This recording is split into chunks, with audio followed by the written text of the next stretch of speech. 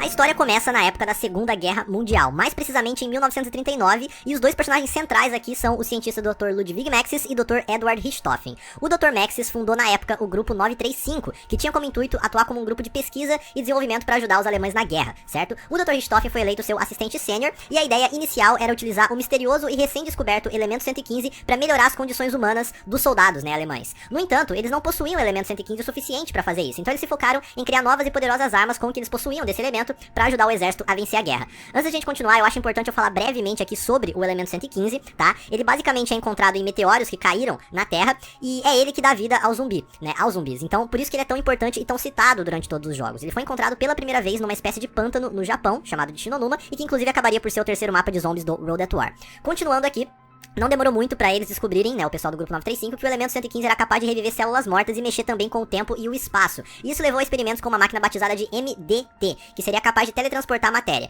O MDT nada mais é que justamente uma máquina de teleporte que aparece em vários dos mapas de zombies, inclusive. Eu vou chamar ele aqui de teleporter nesse vídeo pra evitar confusões com o nome de outras coisas que eu vou explicar no futuro, tá? Então, esse MDT chama-se teleporter aqui no nosso vídeo. Esses experimentos iniciais com o teleporter aconteceram nas instalações de There Is, que é o quarto e último mapa de zombies do Road at War. O Dr. Richthofen e o seu assistente, que era o Dr. Shuster, conseguiram com sucesso teleportar uma noz fazendo os testes com o teleporter. E aí quando eles passaram essa informação pro Dr. Maxis, o Dr. Maxis caçoou do fato e se mostrou muito mais preocupado em desenvolver as armas pros nazistas vencerem a guerra do que ficar fazendo teste com noz ou coisa do gênero. Então, não conformado com a reação do Maxis, o Richthofen resolveu continuar a testar o teleporter por conta própria junto com o Dr. Shuster, até porque ele também achava que no final das contas, o Maxis ia trair os dois e roubar todo o projeto do teleporter pra ele, ficar com os créditos do projeto. Depois de muitos meses de pesquisa, eles finalmente resolveram testar a máquina com um ser humano, e que no caso seria o próprio Richthofen. No entanto, quando eles foram e ativaram a máquina, ao invés do Richthofen ser teleportado para o local de testes esperado, ele acabou sendo enviado para a Lua, e lá ele encontrou uma alta espécie de dispositivo em formato de pirâmide chamado de MPD.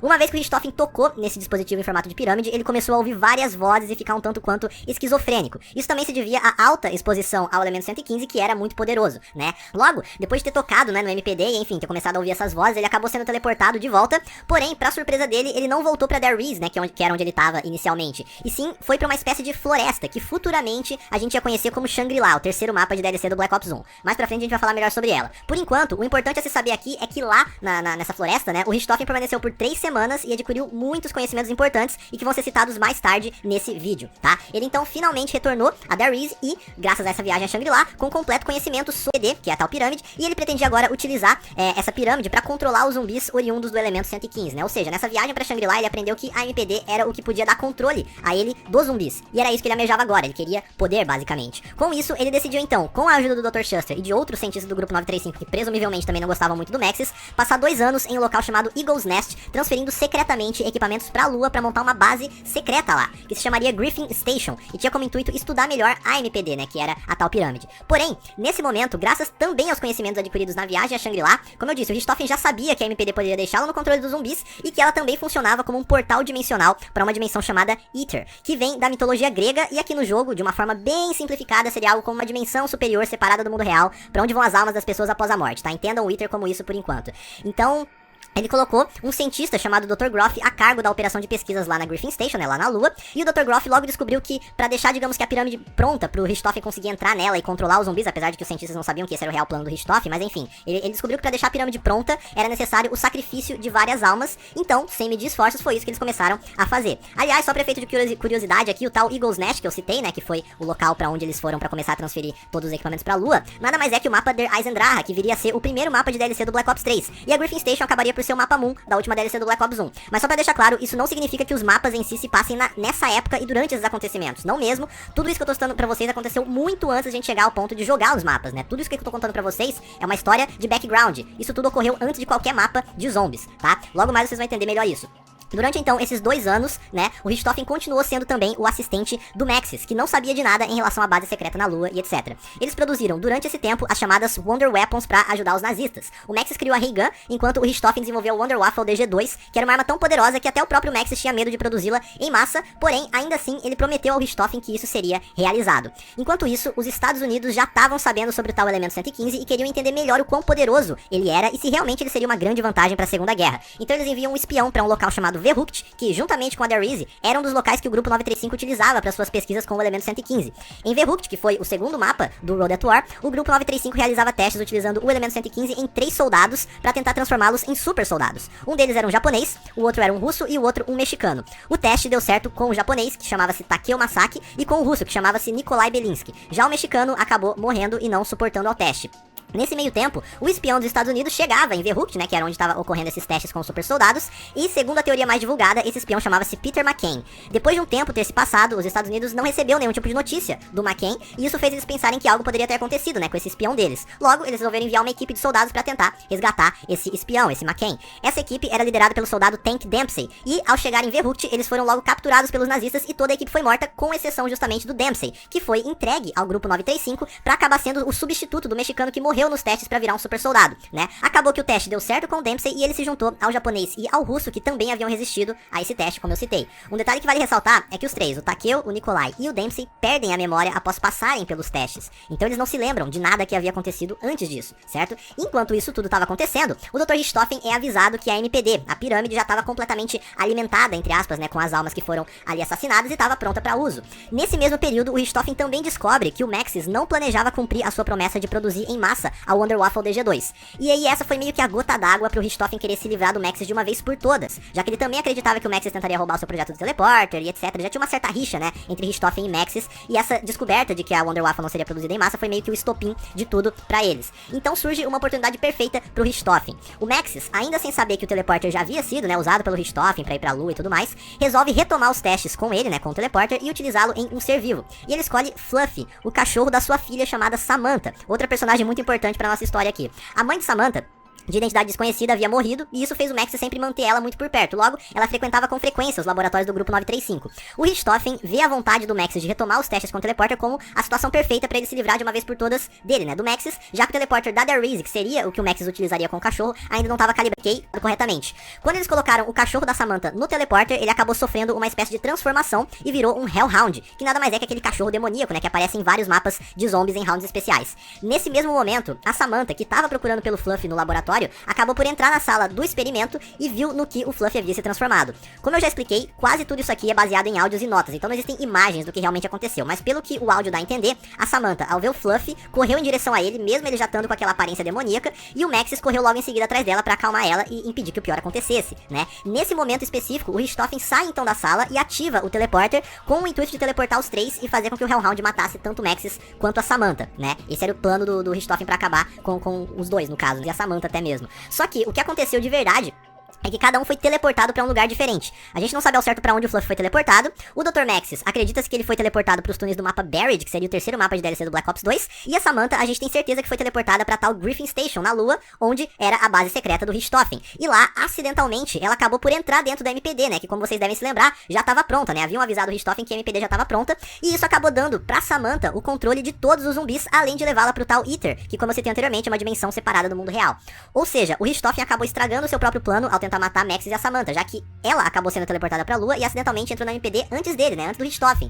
Quando o Richthofen voltou pra Lua, ele então ordenou ao Dr. Groff que ele desse um jeito de encontrar o Maxis pra ele forçar a Samantha a sair de dentro da MPD. Ele acreditava que já que a Samantha não havia morrido, então o Maxis provavelmente também estava vivo, né? Eles então conseguem encontrar o Maxis e teleportam ele pra Lua. O Dr. Groff e o Richthofen então ordenam pra que o Maxis chamasse pela Samantha, fazendo ela sair de dentro da MPD. Ela vem chorando e então o Maxis pede a ela que faça uma coisa por ele: mate todo mundo do grupo 935. Ou seja, o Richthofen e o Groff tinham chamado o Maxis ali pra fazer a Samantha sair de dentro do MPD e o Richthofen poder entrar, mas o Maxis meio que enganou eles, né? O Maxis estava furioso, claro, com o Richthofen, então ele simplesmente falou pra Samantha matar todo mundo do grupo 935, já que ele meio que já tinha entendido, né, que a Samantha tava com o poder de controlar os zumbis ou algo do gênero.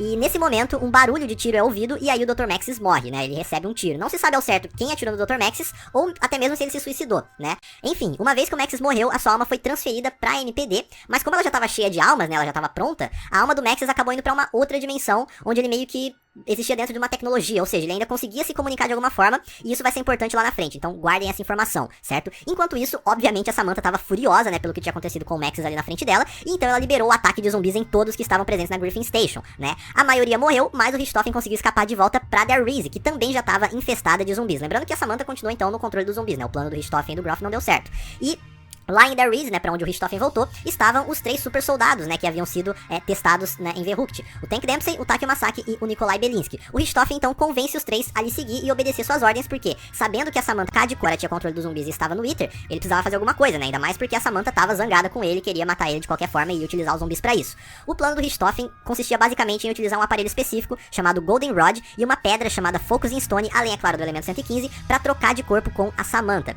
Ele já sabia que ele poderia utilizar isso tudo ao seu favor devido àquela viagem que ele fez pra Shangri-La, né, depois que ele tocou pela primeira vez MPD e tal, lembra? Pois é, foi lá que ele aprendeu sobre todas essas coisas, né? Mas ainda vai levar um tempinho até a gente conseguir essas coisas todas que ele precisa pra executar o plano dele. Enfim, continuando, eles vão então até Shinonuma, que, como já citei, é o terceiro mapa do Road at War, e inclusive o primeiro mapa em que esses 4, Dempsey, Takeo, Nikolai e Richthofen, se tornam personagens jogáveis no modo zombies. Lá estavam várias das pesquisas de Richthofen, né, em Shinonuma. Então aqui é o primeiro momento em que eu tô a história e a gameplay também se passa no mapa propriamente dito, certo? Nesse exato momento rola, digamos que a gameplay do Shinonuma dentro da nossa storyline aqui, né, dentro da nossa linha do tempo. E aí uma vez, o Richthofen tendo pego lá no Shinonuma que ele precisava, eles voltaram pra Darius, só que, como já citado, a Darius tava muito infestada com os zumbis da Samantha, e eles não tinham muito mais o que fazer. A Darius, lembrando que foi o último mapa, né, o quarto mapa do Road at War. Então nesse momento, a Darius também, né, a gameplay da Darius também entra dentro da nossa história, né, esse é o momento em que a gente tá jogando na Darius dentro da história.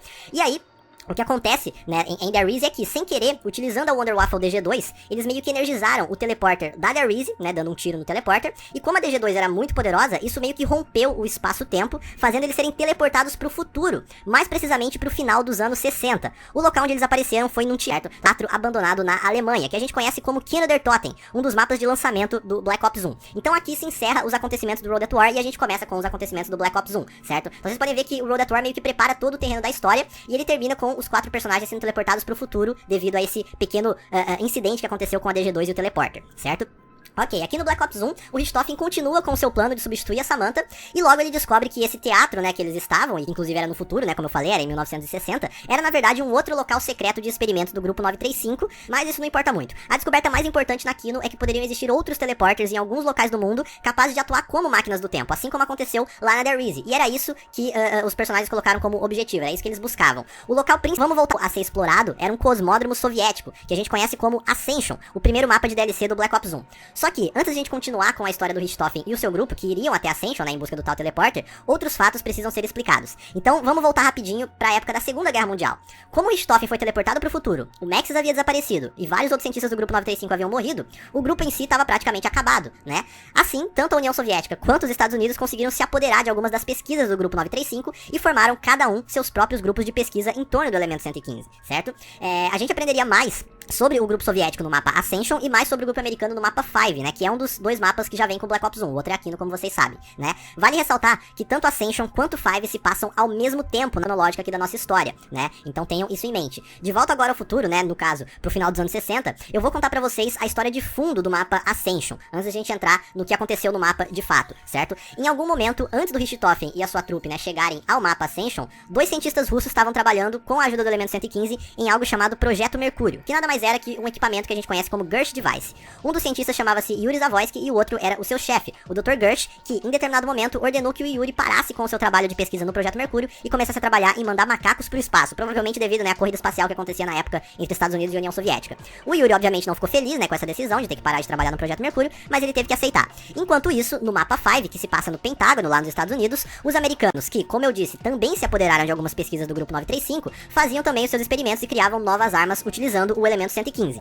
Nesse momento, a Samantha, que continuava no controle dos zumbis, resolve atacar todo mundo que trabalhava com o elemento 115. Por isso, então, na nossa história, o Pentágono, no caso o mapa 5, foi invadido por zumbis. Ou seja, em Ascension, os russos estavam trabalhando com o 115, e na 5 os americanos trabalhavam com o 115, e a Samantha resolveu atacar todo mundo que tinha o 115. Então, por isso o Pentágono também foi invadido.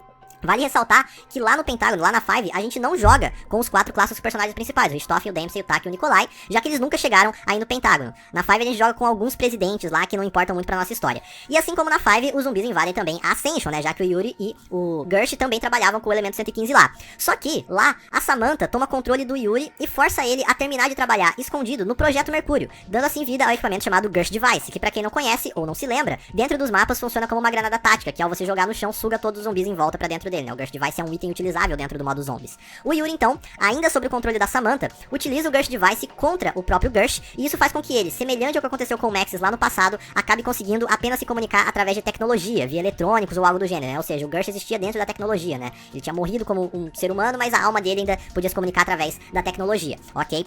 Após isso, então, a Samantha libera os zumbis no mapa Ascension, e é aí que os nossos 4 personagens chegam ao mapa, né? A partir daqui, nós precisamos resolver o easter egg do mapa pra prosseguir. Ascension foi o primeiro mapa de zombies que possuiu um easter egg grandão, né? Como a gente conhece hoje em dia, pra ser resolvido, e consequentemente isso enriqueceu bastante a história, né? Já que agora a gente não precisava mais se basear só em rádios, notas ou algo do gênero pra entender o que estava acontecendo.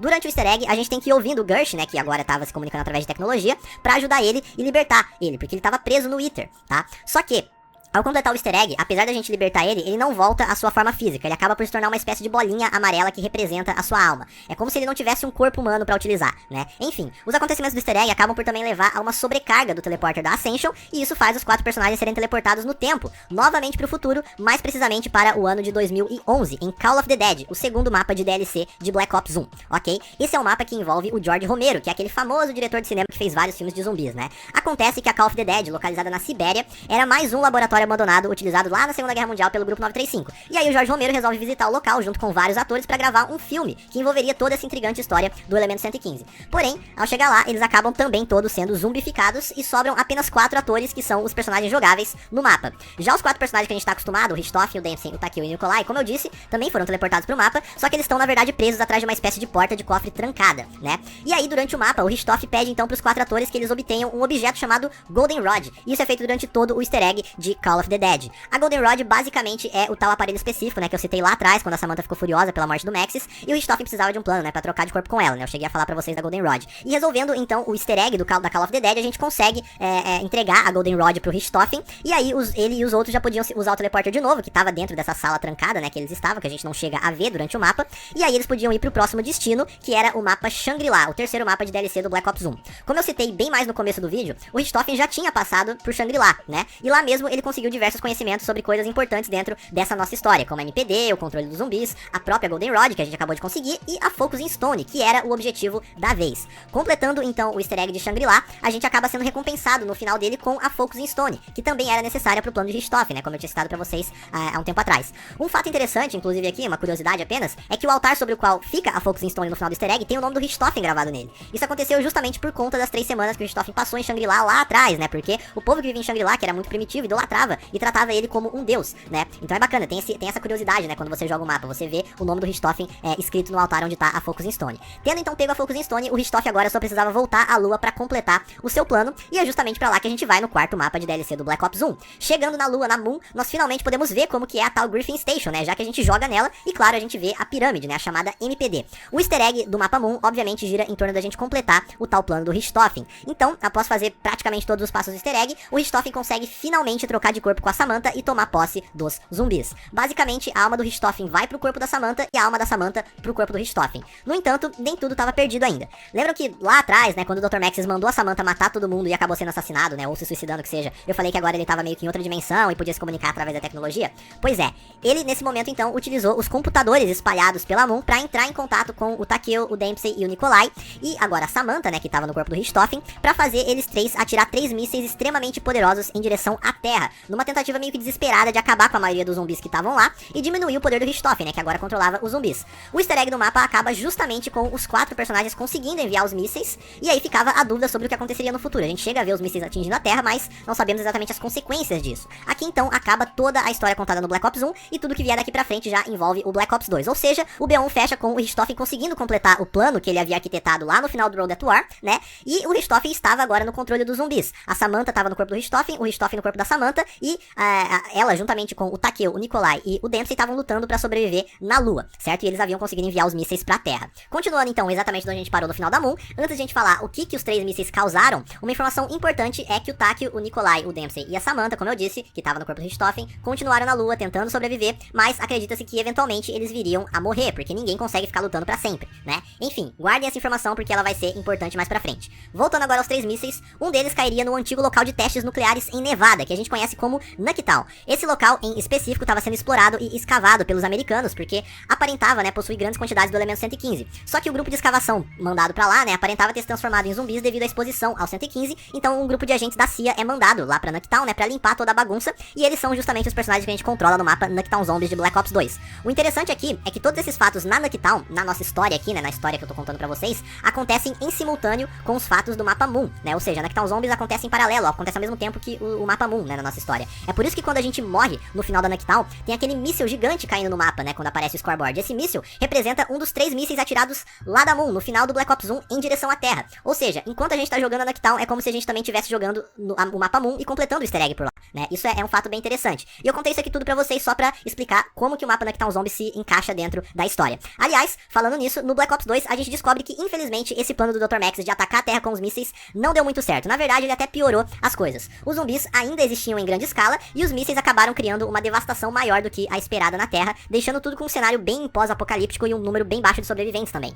Assim sendo, se inicia de vez a história que é contada no Black Ops 2, que, como vocês bem devem saber, começa com personagens diferentes, que a gente nunca havia visto antes no mapa Transit. Esses personagens são meros sobreviventes dos mísseis e chamam-se Mist, Malton, Rusman e Stullinger. A forma que eles se encontraram e a história por trás deles não importa muito, então a gente vai ignorar pra economizar tempo aqui. A gente joga com esses personagens no mapa Transit, que já vem com o Black Ops 2, no mapa Die Rise, que é o primeiro mapa de DLC do Black Ops 2, e no mapa Buried, que é o terceiro mapa de DLC do Black Ops 2. Em todos esses 3 mapas, o easter egg gira em torno de ligar uma espécie de torre chamada de obelisco, e em todos os 3 você pode fazer escolhas durante o easter egg. Basicamente, a história é a seguinte: lá na Transit, tanto o Maxis quanto o Richthofen entram em contato com os personagens, né, esses 4 novos personagens, pra tentar persuadir eles de seguir suas ordens e ligar a torre a seu favor. Isso acontece não só na Transit, como também na Die Rise e na Buried, né? Todos os 3 mapas, como eu falei, tem uma torre e o easter egg gira em torno de ligar essa torre, e aí tanto o Maxis quanto o Richthofen tentam persuadir os personagens de ligar a torre a favor de cada um, né? No final das contas, então, você tem 2 opções no easter egg, de todos os 3 mapas: ajudar o Maxis ou ajudar o Richthofen. Sobre a parte de como o Maxis e o Richthofen se comunicavam com os personagens, né, é o seguinte: o Maxis se comunicava através, né, igual de eletrônicos, né, igual ele fez na Moon,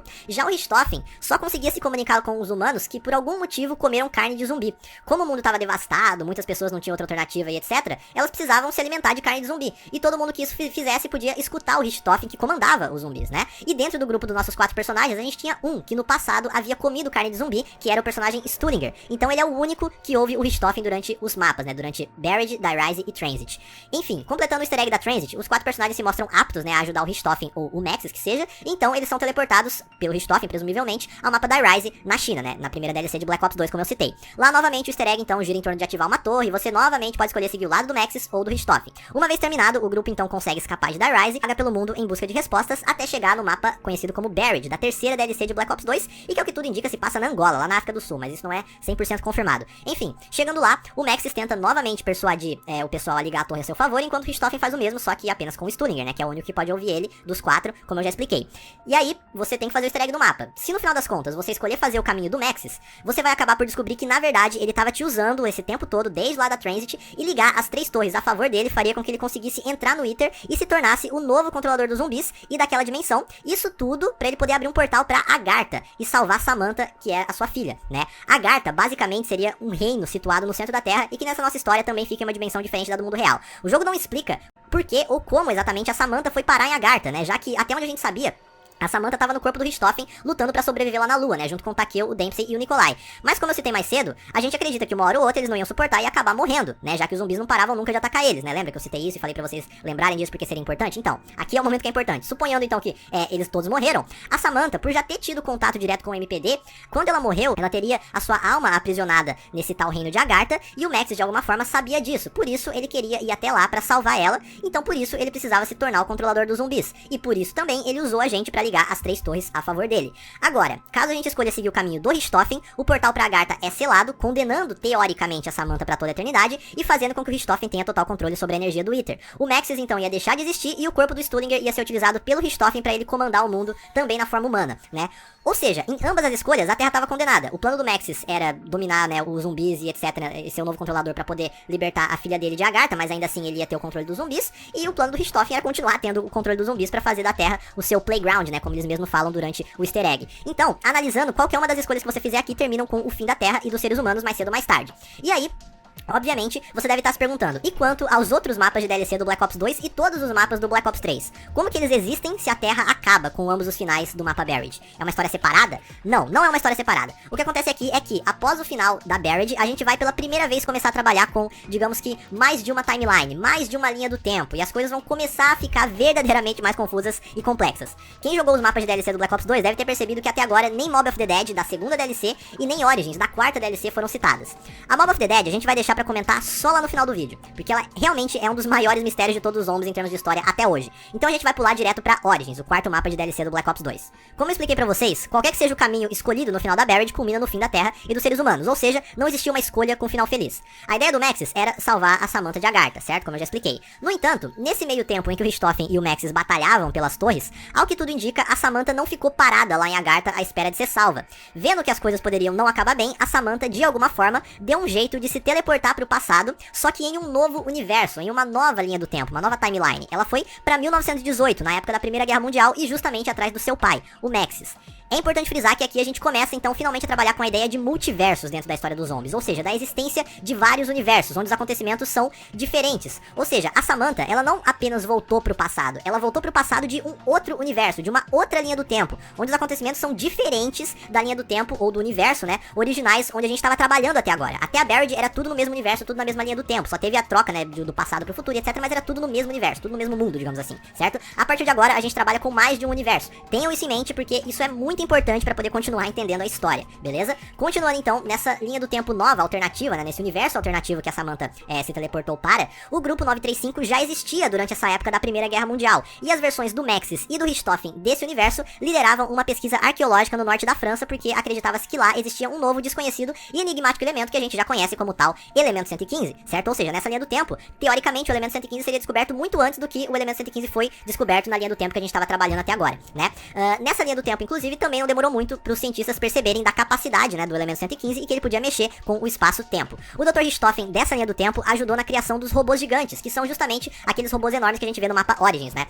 Eles haviam sido desenvolvidos para ajudar a Alemanha na guerra e eram completamente supridos pelo Elemento 115. Enquanto toda essa descoberta rolava, o Maxis começou a ouvir a voz da Samantha, né, que, como eu expliquei, veio lá da outra linha do tempo para falar com ele. Obviamente que nessa linha do tempo nova, o Maxis ainda não tinha filha nenhuma, né? Era a Primeira Guerra Mundial ainda. Então, claro que não foi normal para ele começar a ouvir vozes do nada de alguém clamando ser a sua filha, né? Isso, juntamente com o contato frequente do Maxis com o Elemento 115, foi começando a deixar ele meio maluco, né, meio esquizofrênico, semelhante ao que aconteceu com o Richthofen, lá da primeira linha do tempo, né, quando ele tocou na MPD pela primeira vez e tal, né, como eu expliquei pra vocês. Então, conforme as pesquisas com o Elemento 115 vão se aprofundando, o inevitável também acontece nessa nova linha do tempo. Os zumbis começam a surgir. Aos poucos, muitos dos pesquisadores e trabalhadores em torno do Elemento 115 foram começando a ser infectados, e logo a área de escavação arqueológica, que a gente conhece como Origins, estava infestada de zumbis. O Dr. Maxis, infelizmente, também estava meio que lentamente, né, começando a ficar infectado. Então isso é uma informação também muito importante. O Maxis acabou por se infectar. Enquanto isso, nesse meio tempo, a infestação zumbi naquela área da França, né, chegou aos ouvidos dos Estados Unidos, da Rússia e do Japão, que então resolveram mandar seus melhores soldados até lá, a fim de extrair o máximo de informações possíveis a respeito do ocorrido e também das pesquisas do grupo 935 em torno desse tal Elemento 115, né?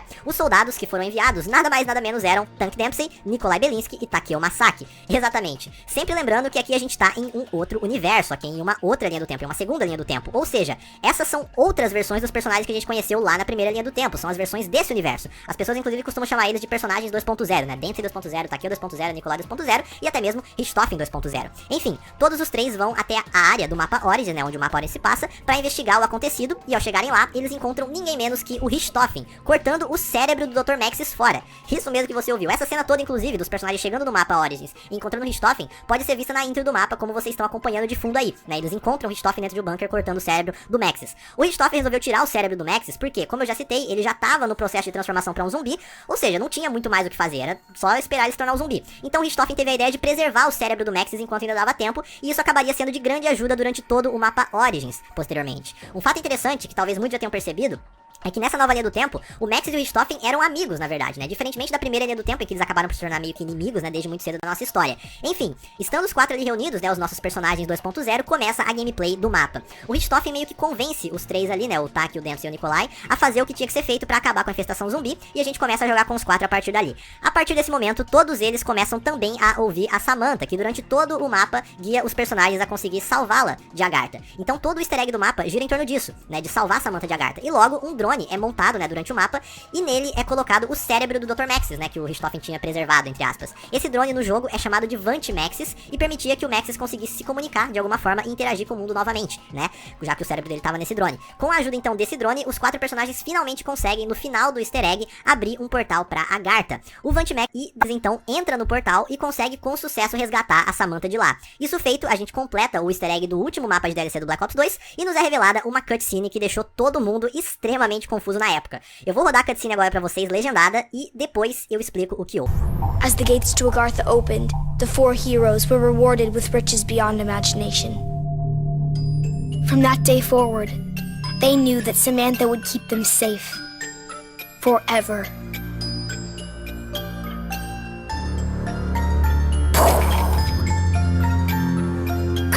Getting everything wrong. I told you before, their eyes should be blue. It's my turn, Eddie. I can do whatever I want. But you don't even know how to play properly. Girls don't know enough about zombies. Put some toys away, children. Make sure the windows are locked before you come down to the basement. We'd better do what your dad says. I didn't even get my turn. Tomorrow, Eddie.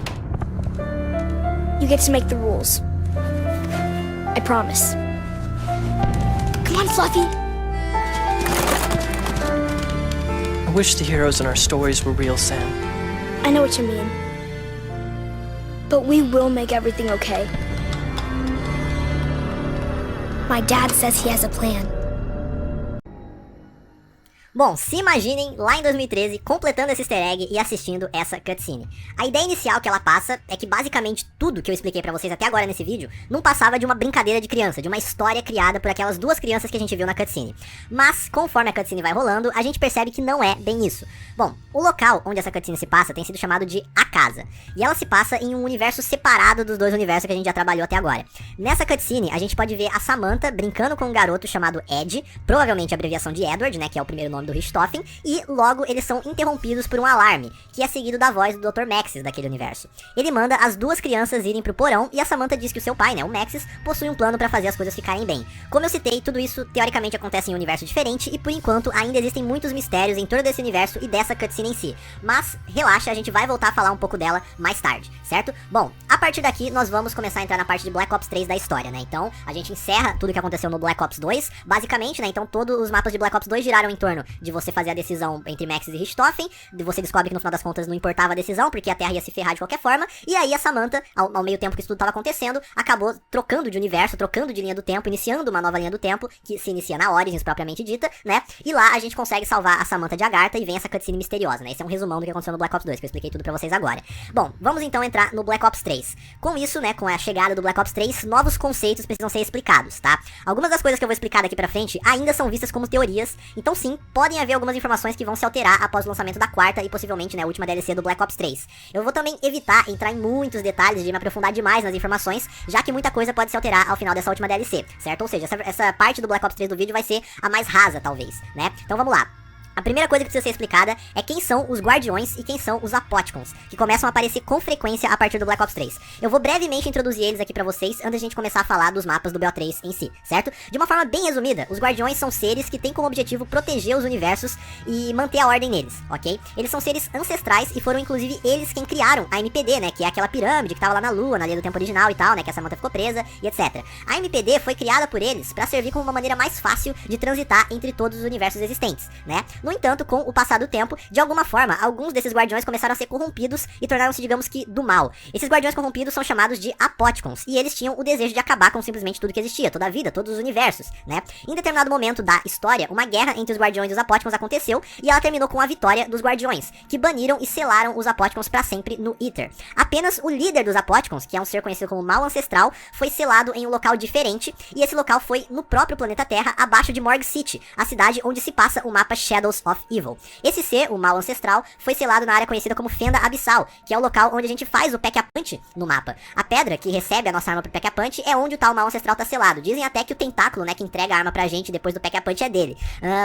Um fato importante é que toda essa historinha aqui que eu acabei de contar pra vocês, né, dos Apóticons e dos Guardiões, é algo que aconteceu muito antes de todos os outros acontecimentos da nossa história, certo? Os Guardiões são seres que foram criados junto com o universo, praticamente, e essa tal guerra com os Apóticons, né, entre Guardiões e Apóticons, aconteceu muito antes dos humanos encontrarem o elemento 115 pela primeira vez, né? Então é uma história bem antiga, mas que precisa ser contada aqui pra vocês e ela foi introduzida no Black Ops 3. Enfim, por que eu expliquei toda essa parada? Bom, porque a partir do Black Ops 3, os Guardiões e os Apóticons começam a aparecer bastante na história e tem certa importância. Lembram quando a Samantha se teleportou do universo original da nossa história, né, da primeira linha do tempo, pro universo do mapa Origins? Então, isso acabou abrindo uma fenda no espaço-tempo, digamos assim, que seria a oportunidade perfeita pros Apóticons, que haviam sido banidos pelos Guardiões, né, como eu acabei de explicar, se libertarem. Essa situação ficou ainda pior quando o portal pra Agartha foi aberto no final do easter egg da Origins. Isso tudo, esse monte de troca de universos, alterações do espaço-tempo, portal pra lá e pra cá e etc., criou uma desestrutura completa na ordem dos universos e várias fendas no espaço-tempo surgiram, dando assim a chance pros Apóticons presos no Iter se libertarem, né?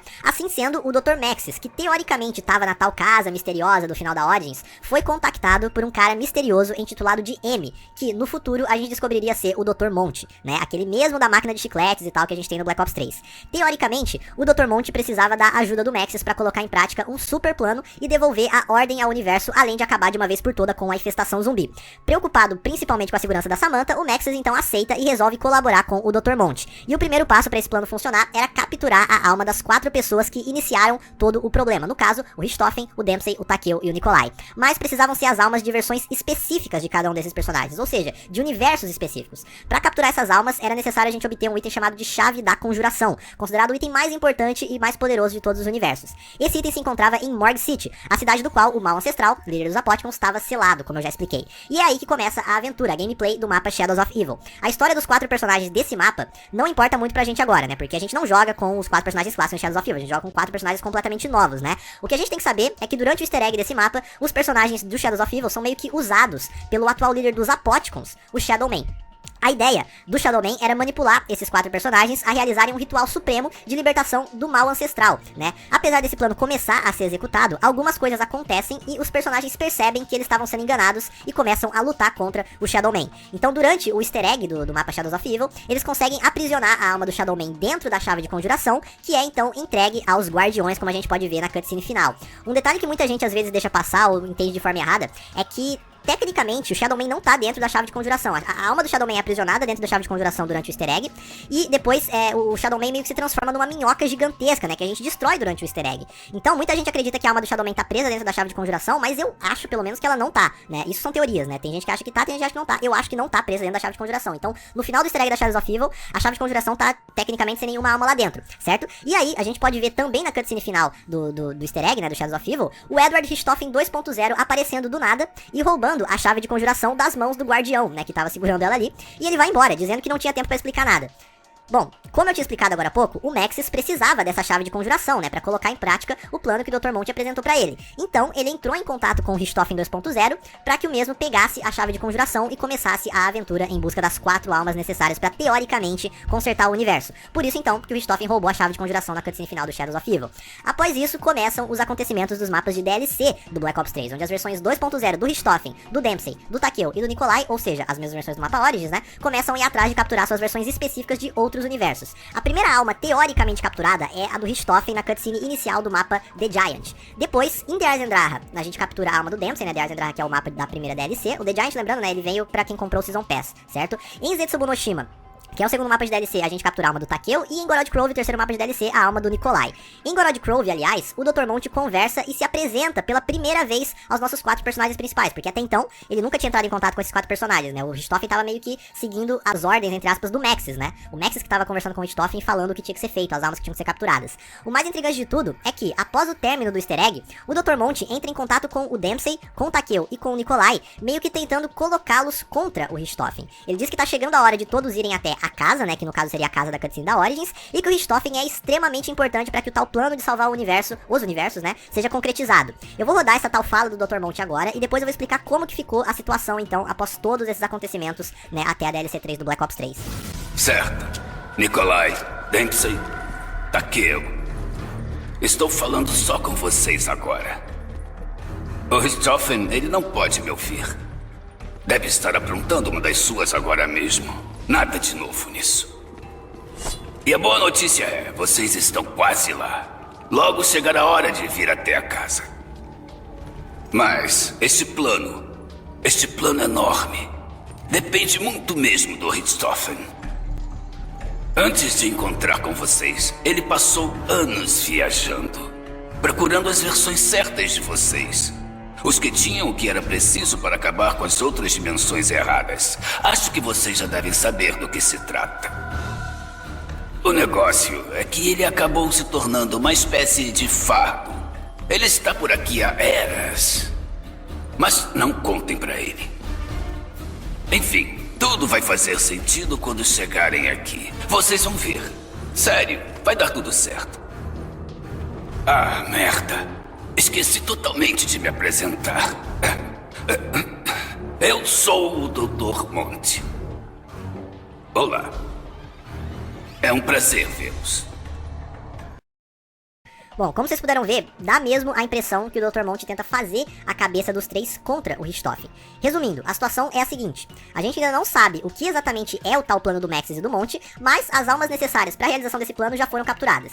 Existem teorias que a alma do Richthofen, lá em The Giant, não foi capturada, porque realmente a gente não vê em nenhum momento, né, durante a cutscene, ele usando a chave de conjuração na sua versão morta, né? Mas a gente tem que levar em conta que, na época em que o The Giant saiu, isso ia ser um spoiler, né, se eles mostrassem isso na cutscene, porque esse mapa veio junto com o jogo, né, pra quem tinha o Season Pass, o The Giant. Então, se eles mostrassem já na intro do mapa o Richthofen com a chave de conjuração na mão, as pessoas iam estranhar muito, né? Já que o Richthofen não é um dos personagens jogáveis do Shadows of Evil. Ele só ia adquirir a chave de conjuração no final do easter egg da Shadows of Evil. Só que, na cutscene final do Gorod Grove, né? Do mapa Gorod Grove, parece que realmente apenas as almas do Dempsey, do Takeo e do Nikolai estavam dentro da chave de conjuração. Uma vez que a gente vê apenas elas três entrando numa espécie de portal, quando o Richthofen aponta a chave, né, de conjuração pro céu, dizendo pro Maxis que todas as almas haviam sido coletadas, né? Muitos acreditam que a alma do Richthofen até já tá lá na casa, né? Junto com o Maxis e tal. E estaria, no caso, dentro da própria criança chamada Ed, né, que a gente viu na cutscene da Origins. Um outro ponto importantíssimo aqui que eu tenho que destacar pra vocês é que no easter egg de Zetsubo no Shima, durante a cutscene final, o Richthofen diz que, antes deles partirem atrás da alma do Nikolai, né, eles precisavam fazer uma outra coisinha que serviria meio que como um backup caso as coisas não corressem como planejado. Basicamente, ele queria dizer que, caso o plano do Maxis não desse certo, né, ou fosse alguma espécie de traição, eles teriam um plano secundário pra tentar reverter a situação. Eles então se teleportam pra algum lugar não revelado, né, durante essa cutscene, e ao voltarem pra Zetsubo no Shima, o Dempsey, o Takeo e o Nikolai estão com frascos de sangue pendurados nas roupas deles. Esses frascos foram inclusive mostrados várias vezes em teasers recentes da Treyarch para esse quarto mapa de DLC do Black Ops 3, que deve se chamar Revelations, né?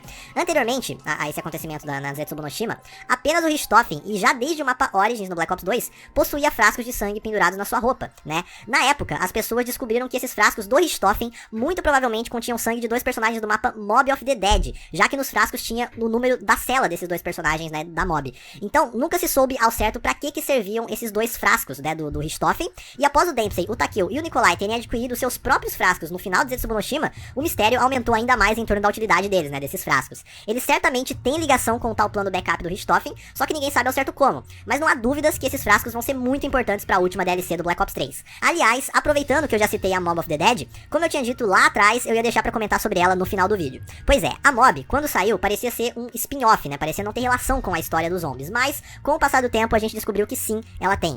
Nesse mapa, a gente joga com 4 prisioneiros que acabam por viver um looping infinito de acontecimentos dentro da prisão de Alcatraz. Esse looping só pode ser quebrado, digamos assim, completando o easter egg do mapa de uma forma específica. Não vale a pena eu entrar em detalhes, né, do mapa em si, porque isso só confundiria mais as coisas, já que muita coisa em torno desse mapa ainda é meio incerta. Esse mapa, até hoje, possui diversos mistérios e dúvidas que rondam ele, e ninguém sabe com precisão qual que é a exata ligação dele com a história principal.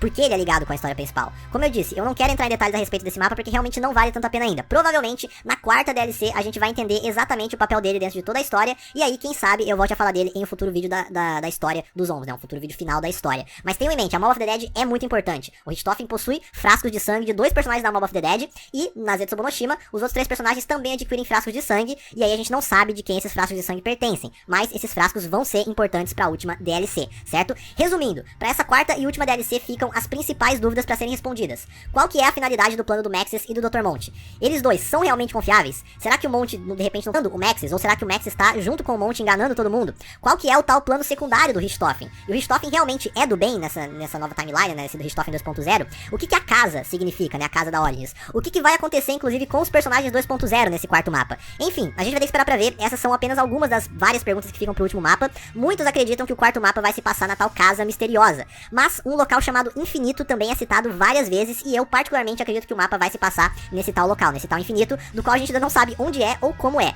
Mas certamente a casa, né, eu acho que ela deve aparecer novamente, ao menos nas cutscenes, e quem sabe ela também se torne uma área jogável, né? Mas essa é a história do modo zombies até aqui, certo? Eu quis fazer esse vídeo, como eu falei, antes da quarta DLC sair, pra justamente fazer com que o máximo de pessoas possível consiga entender a história, e quando a quarta DLC sair, vocês estejam todos famintos por entender e consigam ter uma noção de tudo que tá acontecendo, porque certamente essa última DLC vai ser bombástica, pra quando a história deve se fechar. Talvez eles deixem uma brecha pra uma continuação, ou pra algo, né, pro possível Black Ops 4, ou pra seja lá qual o próximo corte da Treyarch, mas a história principal, tecnicamente, vai se concluir sim nesse último mapa. Pelo menos a história dos nossos 4 personagens deve se concluir nesse último mapa. Então, todo mundo tem que ficar muito ansioso, eu tô muito ansioso pra esse mapa, e eu espero que eu tenha explicado tudo aqui pra vocês da melhor forma possível. Vocês podem, claro, colocar no campo de comentários dúvidas que vocês tiveram, sugestões, as teorias de vocês, né? Pode ter coisa que eu passei aqui que não bata com algumas teorias, mas em grande parte o que eu expliquei no vídeo já é aceito como a história concreta, né? Principalmente até a Buried do Black Ops 2. Então, é isso, por favor, eu peço, se você curtiu esse vídeo, não esquece de deixar o seu like, e se possível, o seu favorito. Deu muito trabalho fazer esse vídeo, eu levei semanas pra escrever esse roteiro aqui pra vocês, sério, semanas. E pra produzir o vídeo, editar e etc, também deu muito trabalho, então se vocês deixarem um like, se possível o favorito, eu ia ficar muito grato. Esse foi sem dúvidas o vídeo mais difícil que eu já produzi. Então, é isso, se você curtiu esse vídeo, deixa seu like, se possível o seu favorito, como eu falei, e eu vou ficando por aqui. Um abraço a todos, fiquem com Deus e até mais.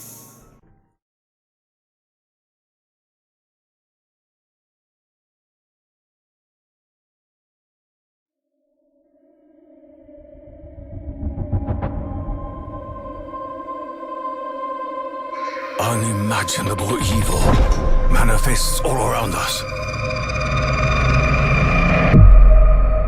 So much of the past has returned, but what of our future?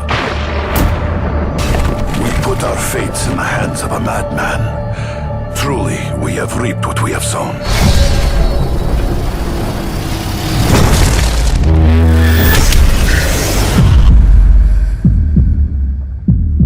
Mein Gott, what have I done?